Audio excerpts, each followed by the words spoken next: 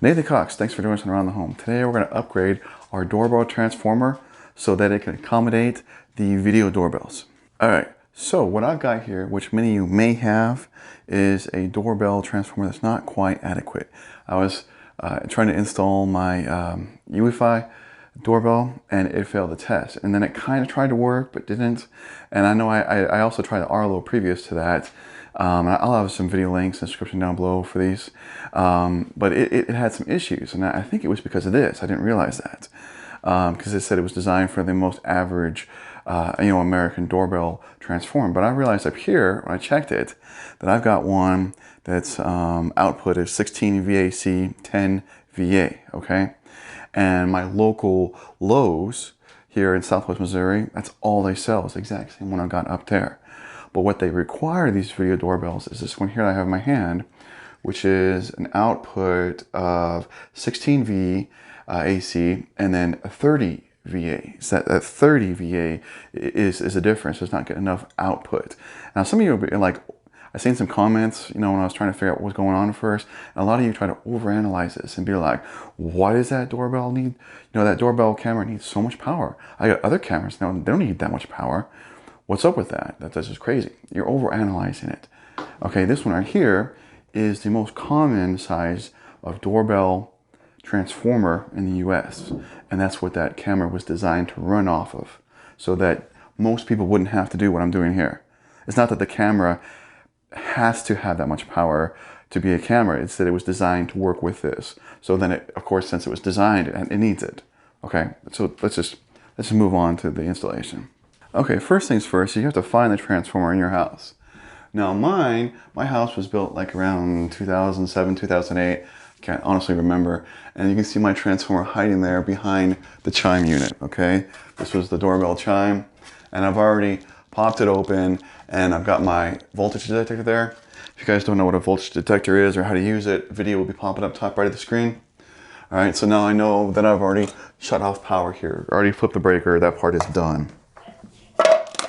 Okay, so that's step one. Now, if your house is a little bit older than mine, or maybe just other parts of the country, a lot of times these transformers will be found in your mech room. I'm sure some of you are like, mech room? What the heck? I don't have like mech robots. No, that's short for mechanical room, which means it's where your water heater and your furnace is. Okay, most of the time they're stuck in the wall there, and then they run the wires up to the front doorbell. That's a very common place for these to be tucked in if they're not here behind the door chime. Now this should be a very simple switch out video here, okay? We got the old transformer here, okay? And here's our regular power lines from the Romax coming through that's connected to. So what we're gonna do is we're just gonna disconnect everything step by step as it is and then reconnect it. Keeping it simple, not gonna disconnect everything and toss it to the side and be like, oops, what was that connected to, okay? So transformers are basically identical. Okay, except the new one's fatter. That's really about it. Just be careful not to drop this thing because it'll put a dent on your floor.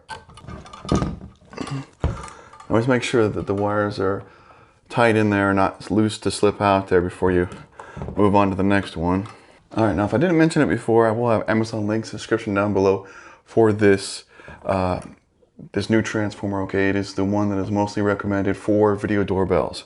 Now in front here we have two wires, they're both white, and there seems to be no distinction on the transformer.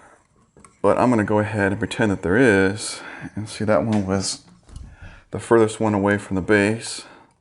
So I'll just stick it back there. And then we have, take this wire off here as well.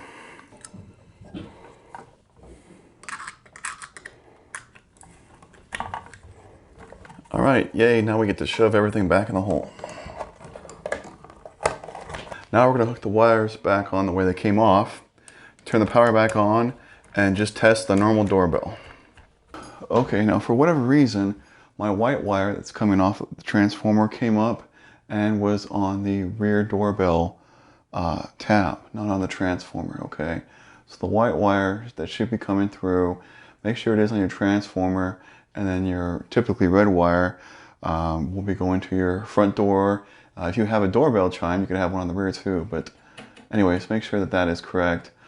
And then when you put a loop, this little transformer loop, depending on which brand of doorbell camera you get, it should be connected between the transformer and the front doorbell, giving it constant power is what it's doing. Okay, there we are, wrapping this video up. Power works, the doorbell's annoying the dogs just as normal. Now this should give sufficient power for our video doorbell, okay? Now, I don't know if I'll have a video for that, but if I do, be in the description down below, etc., etc. Guys, thanks again. Please subscribe, check out my website, and some more stuff there for you as well. Thanks again.